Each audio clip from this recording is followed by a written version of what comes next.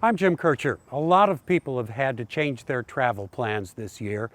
And in fact, a number of St. Louisans had to cancel a trip to Florida this past summer for what would have been a once-in-a-lifetime experience, the commissioning of the USS St. Louis.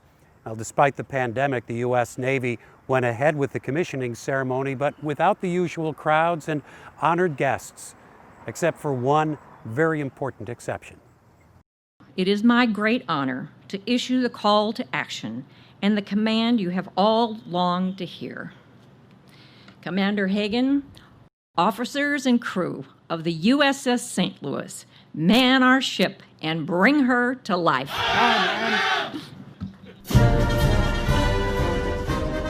After years of planning and anticipation, it's a little bit of a miracle that ship's sponsor, Barbara Broadhurst Taylor, was able to stand on the deck of the Navy's newest edition, the USS St. Louis, and deliver that traditional command.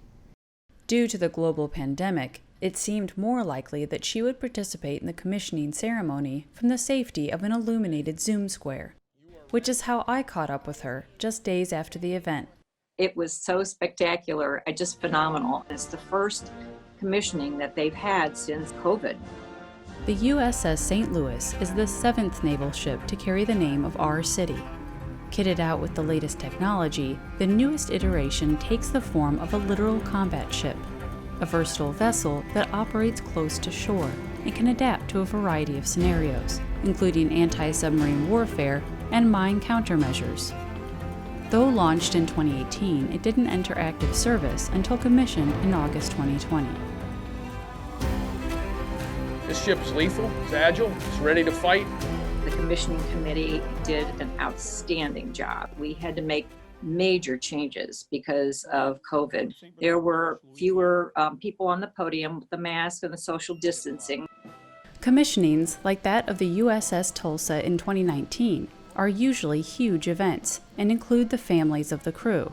This year, they had to watch their loved one's proud moment via live stream. The traditional pomp and circumstance leading up to the commissioning was also dialed back, canceling long-anticipated parties, receptions, and other gatherings. But one tradition that Barbara was able to keep was that of giving a sponsor's gift. It was an authentic American flag that flew on the 5th USS St. Louis, the Lucky Lou. Went through Pearl Harbor, so there were some battle-worn, scars on it and holes, and it was a little frayed. And I had a conservator at the art museum stabilize it and put a linen backing on it so that it would last for a long time, and put it in a case and then presented it to them. And what was something that you may have learned about Navy tradition that was a bit surprising or strange or exciting? I mean, it sounds like there's all kinds of stuff involved. I've had a big learning curve. And again, I thought that, being a sponsor was a great honor, and that I would go and crack the champagne bottle. That would be the end of it. But it's not. It's a lifelong commitment.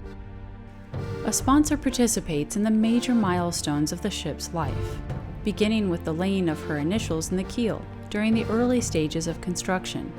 Near the end of construction, she presents items with personal significance to be placed in the ship's time capsule during the mast stepping ceremony. Barbara chose to include ribbons and commemorative coins that honored the distinguished military service of both her father, Edwin Broadhurst, an Air Force general, and her father-in-law, Jack Taylor, himself a Navy man and founder of Enterprise Rent-A-Car Company.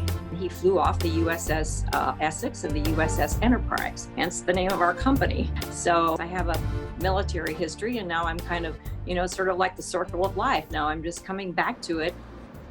Next is the dramatic christening with that iconic exploding champagne bottle. I christen thee, St. Louis. May God bless this ship and all who sail in her.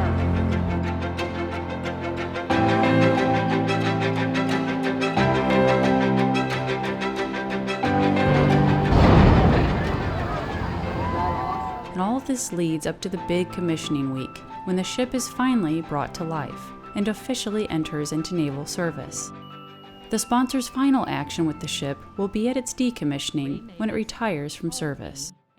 It's a Navy tradition that it's always a woman, and I'm supposed to bring good luck to the ship and imbibe my personality and spirit A sponsor, I am a life member of the crew.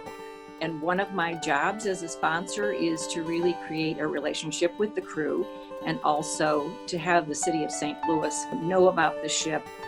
Before COVID, we had 12 members of the crew come and we showed them all around St. Louis. They were here for an entire week and the whole St. Louis community just opened up their arms.